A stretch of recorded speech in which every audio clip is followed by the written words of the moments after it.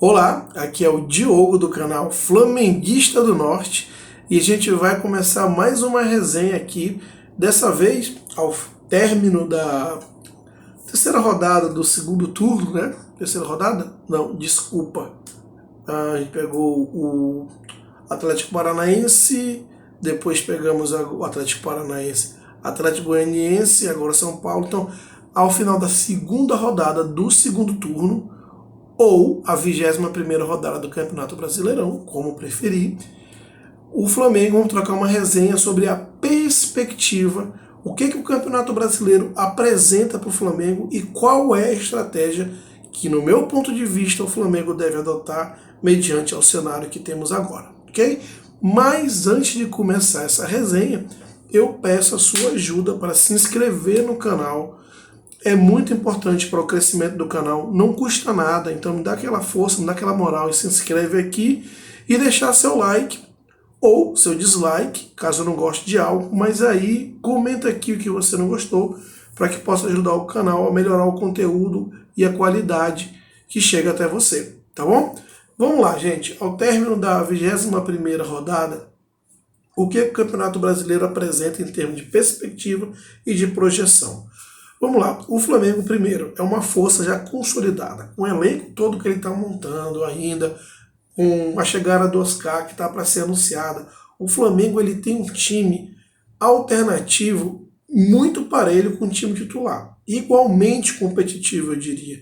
E eu acho interessante que o Dorival venha usando esse time alternativo para que ele não seja só um time de jogadores estrelados, mas sim também um time entrosado, um time com ritmo de jogo, um time que saiba quais são as suas funções táticas de campo.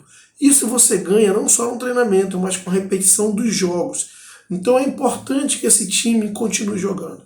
Então, do ponto de vista estratégico, o que se mostra no que tange ao Flamengo é que ele tem dois times igualmente competitivos, principalmente agora com a chegada do Oscar, e ele está começando a entrosar esse segundo time, que está começando a ganhar corpo, está começando a ganhar liga. Pô, a gente viu aí, poxa, contra o São Paulo, a gente ganhou de 2-0 com autoridade. Esse é o ponto, com autoridade. Então, agora que o campeonato começa a funilar no segundo turno, principalmente na segunda metade, na outra metade do segundo turno, é quando os times vão sentindo com mais intensidade o desgaste físico acumulado de toda a temporada. É agora que começam a ter as contusões, é agora que os jogadores começam a sentir cansaço muscular, é agora que os times começam a perder aquela intensidade. E aí o Flamengo ele se destaca e muito dos seus adversários. E muito. E aí que eu quero mostrar para você como a gente pode estrategicamente projetar esse segundo turno para que o Flamengo seja campeão. Vamos lá. A minha conta é o seguinte. O Flamengo ele tem mais 17 jogos agora no segundo turno, certo? Sendo que desses 17 jogos, ele vai ter 10 jogos no Rio.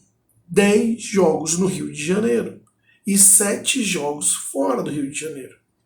E não é nenhum absurdo imaginar que desses 10 jogos no Rio, o Flamengo, com esse time alternativo fortíssimo, e o time titular então nem se fala, ele gabarite os 10 jogos no Rio. Alguém duvida? Eu não. Os 7 jogos que são fora são jogos com adversários do meio para baixo da tabela. São anfitriões menos hostis que o Flamengo historicamente ganha ou pode muito bem lá ganhar. Juventude, que praticamente está rebaixado. Que mais? Vai pegar também o Curitiba, né? Vai pegar o Cuiabá. Esse tipo de adversário que a gente vai pegar fora, Fortaleza. São jogos acessíveis que o Flamengo pode ganhar. Então, na minha conta, o Flamengo ele precisa fazer uma campanha de segundo turno igual de 2019. Porque aí a conta é o seguinte: se o Palmeiras, que é um time regular e pode ser regular até nisso, na minha opinião, o Palmeiras ou vai manter o nível do primeiro turno ou ele vai decair um pouco. E por que eu acho que ele vai decair? Primeiro porque ele vai pegar 5 times do G5 na casa do adversário. São eles: Corinthians, Atlético Mineiro, Atlético Paranaense, Internacional e Fluminense. Certo? E ele pegou no primeiro turno esses times nos seus domínios, agora pega fora. Então ele já vai ter um retorno mais complicado nesse sentido. Segundo, o Palmeiras começou a sua preparação física mais cedo por causa do Mundial em fevereiro. Então é normal que ele tenha essa ascendência, como ele teve no primeiro turno, e depois ele comece a ter esse declínio físico. O que já vem se apresentando porque o desempenho já não é mais o mesmo. O Palmeiras vem ganhando, mas não com o mesmo desempenho de outrora. Certo? Então, vamos considerar um cenário razoável que o Palmeiras mantenha o mesmo nível de performance que ele teve no segundo turno, no primeiro turno. O que eu acho que vai ser um pouquinho menor, mas vamos dizer que ele mantenha. Se o Flamengo fizer o mesmo número de pontos que fez no segundo turno em 2019, o Flamengo passa o Palmeiras. Ah, Diogo, mas o segundo turno de 2019, aquele time de 2019 era outra coisa, de outro planeta. Mas por que é difícil manter o mesmo nível de campanha? Primeiro, o Flamengo tem um time, tanto o time A como o time alternativo, muito acima dos demais. Naquele ano, o Flamengo só tinha um time titular e pouquíssimas peças de reposição. Ponto a favor para esse time. Esse time está jogando muita bola, se não tanto como em 2019, com a mesma consistência, regularidade e com potencial de chegar àquele nível de performance, porque a maior parte dos jogadores eram o mesmo, estão jogando bastante. A maior parte eram os mesmos jogadores, principalmente do meio para frente.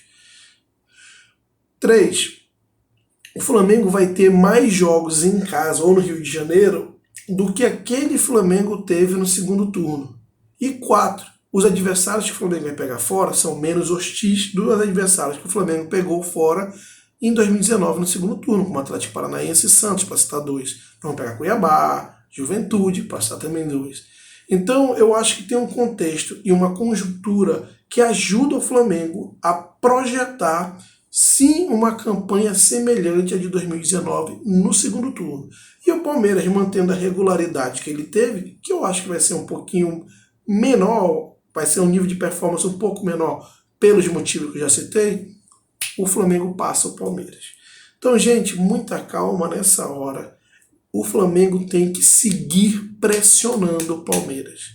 Tem que seguir porque eles acusaram um golpe. E eles precisam sentir essa pressão para jogarem cada vez mais sob pressão e aí derraparem. E aí, quando derraparem, o Mengão passa por cima. O malvadão voltou. Tá bom? Mas essa é a minha opinião, eu quero saber a sua. E não esqueça de se inscrever no canal, que nem eu falei no início do vídeo, não custa nada, tá bom? Um grande abraço e até o próximo vídeo.